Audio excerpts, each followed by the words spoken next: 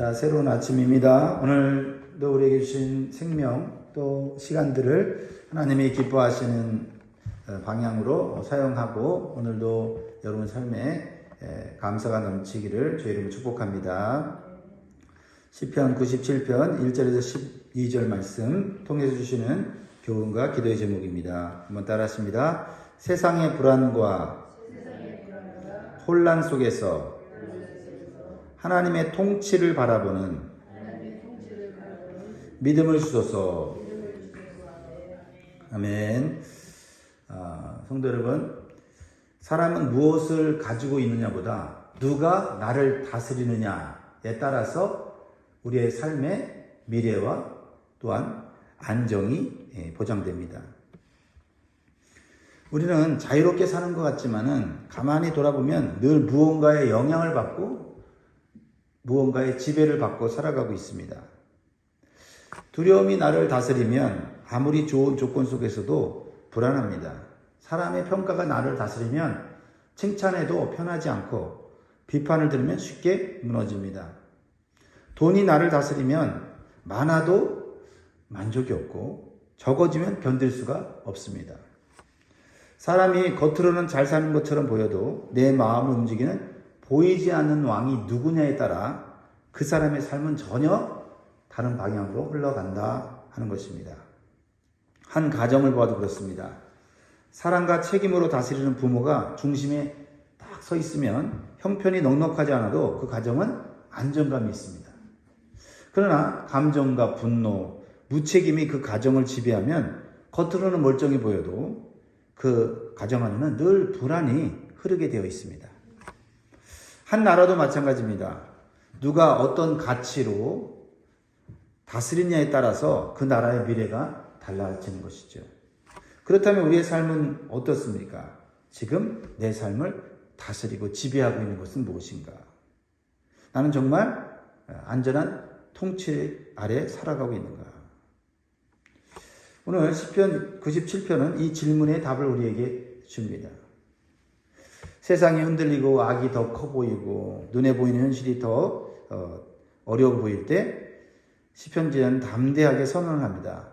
여호와께서 다스리시니, 여호와께서 다스리시니. 이 말은 단순한 종교적인 위로가 아닙니다. 이 말은 누가 진짜 왕인가, 누구의 통치를 받을 때 우리의 삶이 정말 안전한가 하는 것을 가르치는 말씀입니다.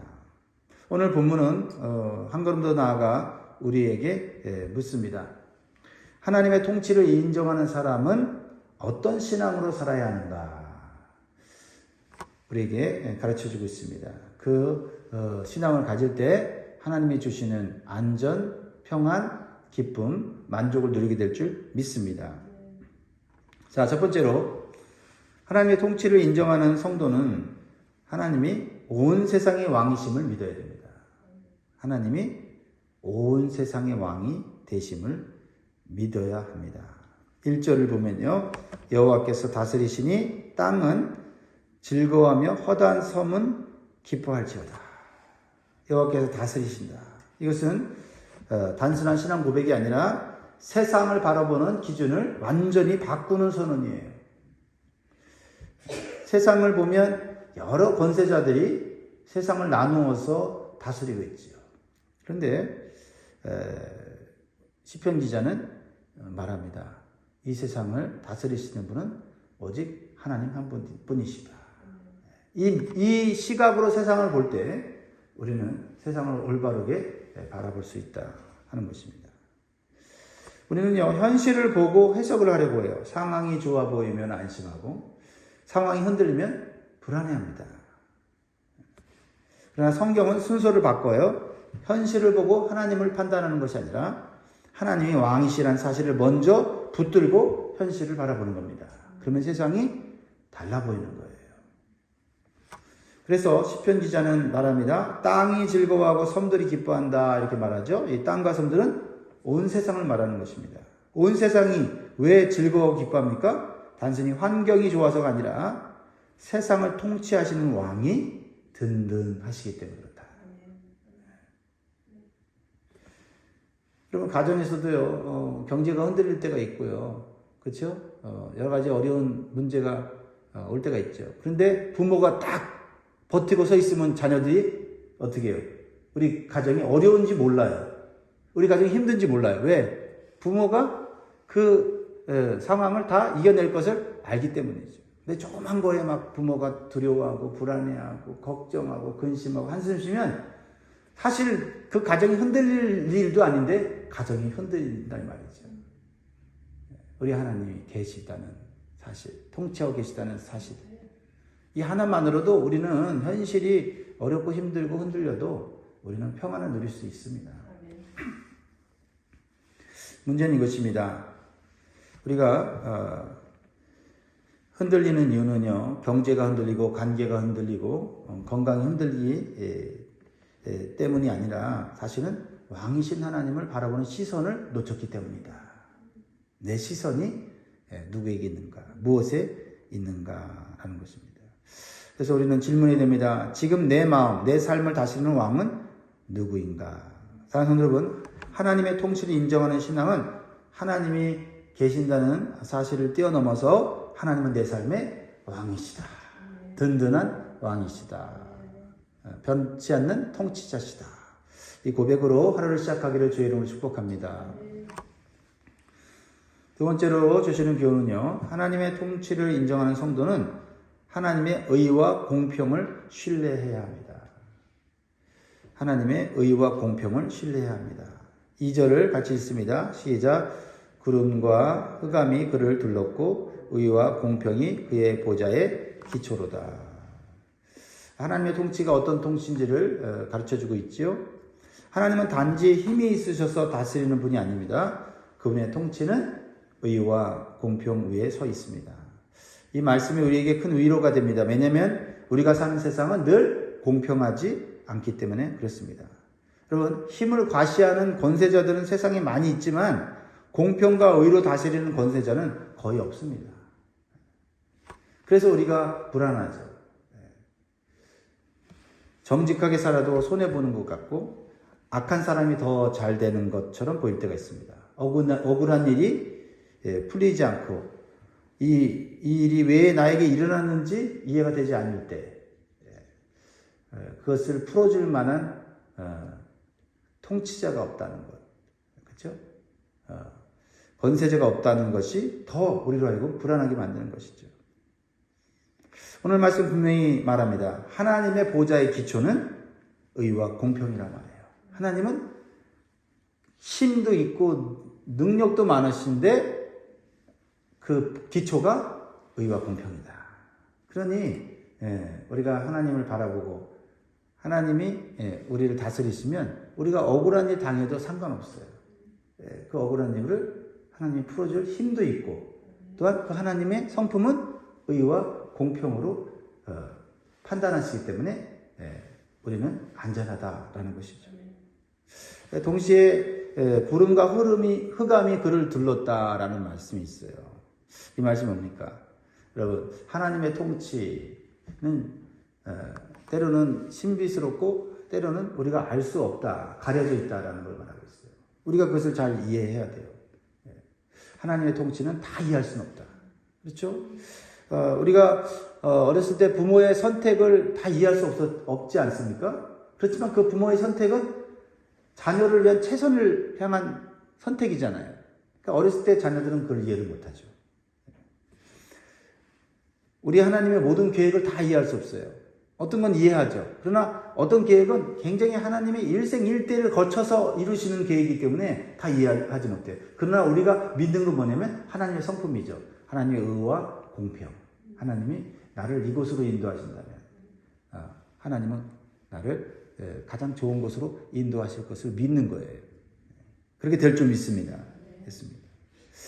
그래서 성도는 억울한 일을 만날 때 무너지지 않습니다. 또 어려운 일을 만날 때도 흔들리지 않습니다. 왜냐하면 하나님께서 하나님의 의와 공평으로 우리를 이끌어 주시고 좋은 결과를 주실 것을 믿기 때문에 그렇습니다. 믿으십시오.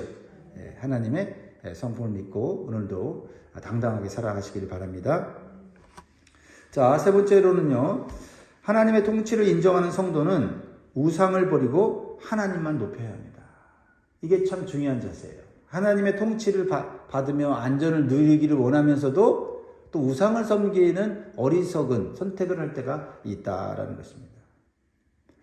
하나님이 왕이시라는 사실을 인정하면서도 사람들이 다른 왕들을 세울 때가 있습니다. 그것이 바로 우상이에요. 문제는 그 우상들이 우리를 결국 지켜주지 못한다. 그리고 그 우상 때문에 우리가 하나님 앞에 죄를 짓게 되고 하나님을 배반하게 된다라는 거죠. 그러니까 우리가 진짜 조심해야 될 거는 우상이에요. 하나님의 능력이 있나? 하나님이 통치하심이 있으면 선한가? 하나님이 지금 일하고 계신가? 이런 쓸데없는 상상이나 의심할 필요 없습니다. 하나님 걱정할 게 아니라 누구 걱정해야 돼요? 내 걱정해야 돼요. 7절을 보세요. 7절 같이 있습니다. 시작. 조각한 신상을 섬기며 허무한 것으로 자랑하는 자는 다 수치를 당할 것이라. 너희 신들아 여호와께 경배할지어다. 오직 하나님만이 신이시고 하나님만이 통치자이시고 하나님만이 영광 받으실 분이다라는 겁니다. 허무한 것으로 자랑하는 자는 다 수치를 당할 것이라고 말합니다. 그래서 허무한 것이란 실체가 없는 것, 붙들어도 끝내 사람을 살리지 못하는 우상을 말하는 거죠. 우상은 처음에는 든든해 보여요. 처음에는 매력이 있고 처음에는 뭔가 다 해줄 것 같습니다.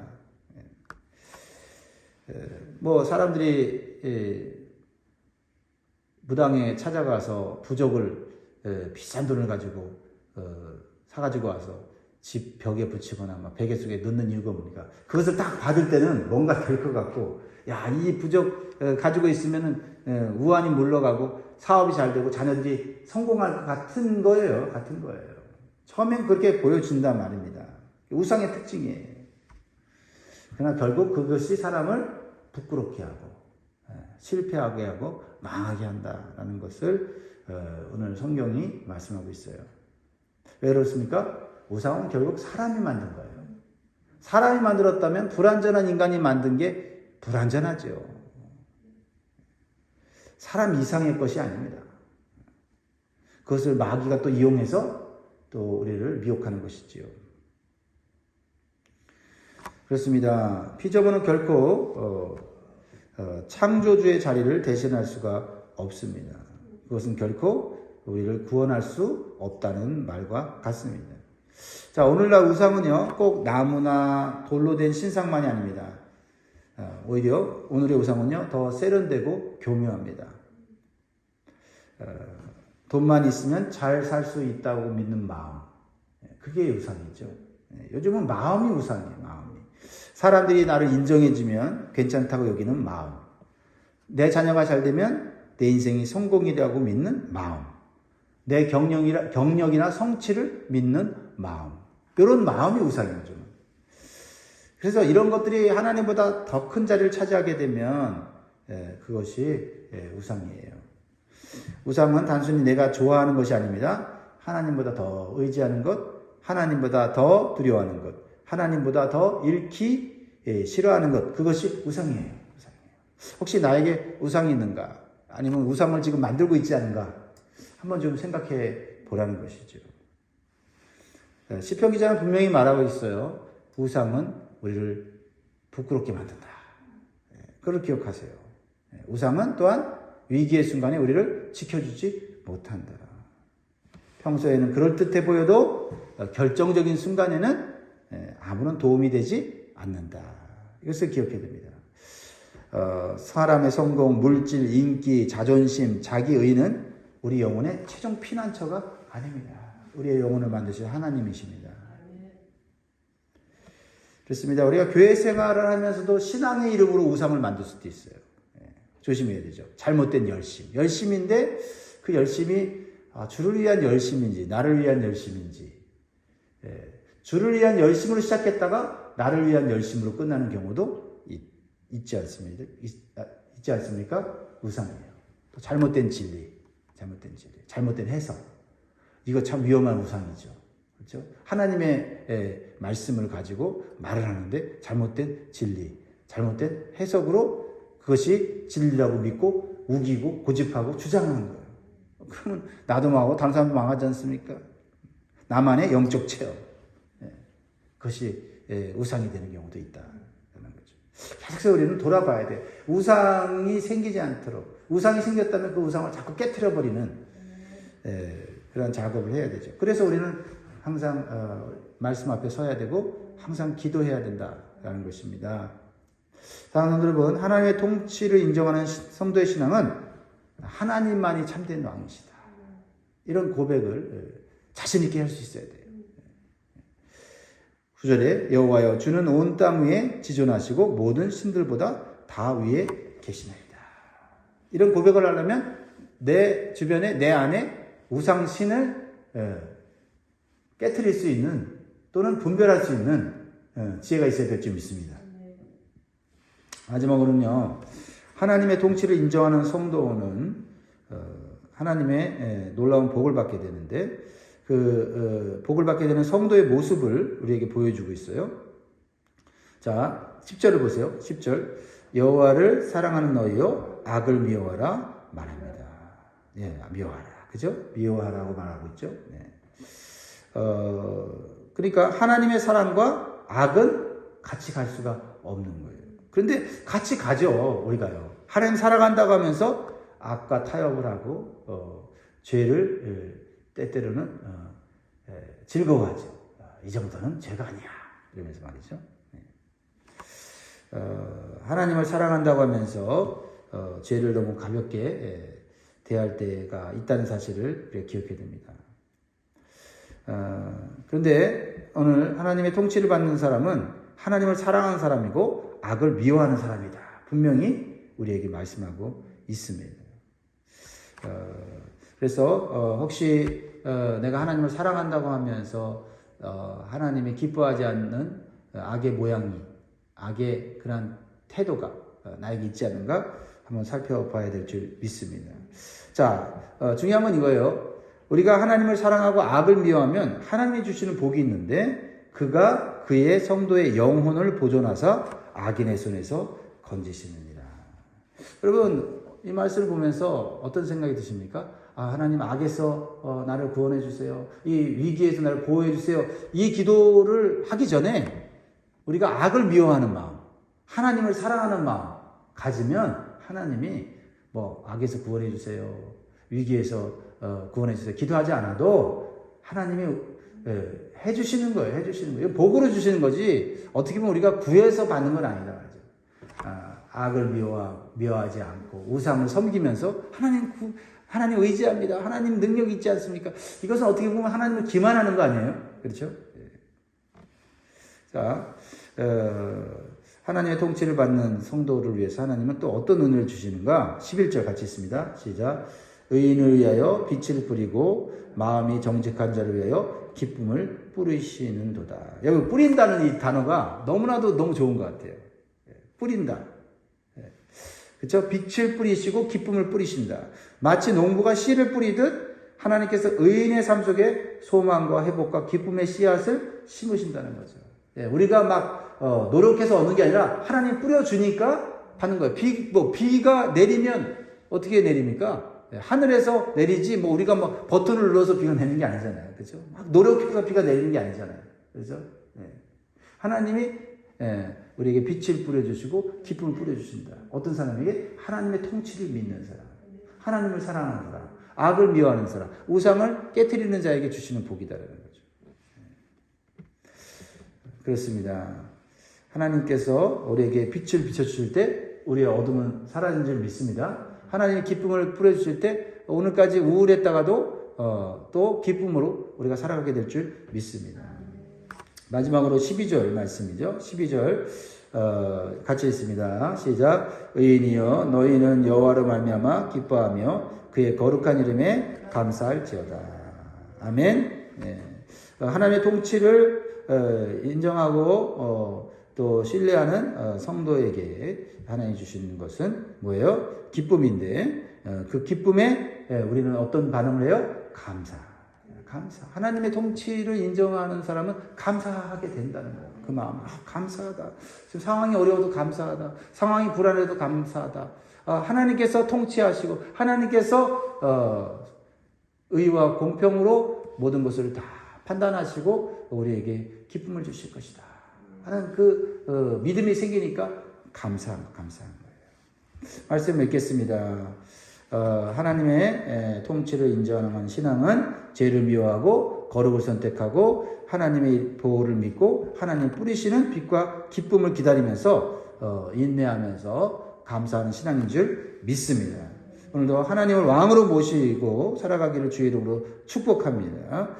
그 하나님께서 오늘도 동행해 주실 것입니다. 기도하겠습니다.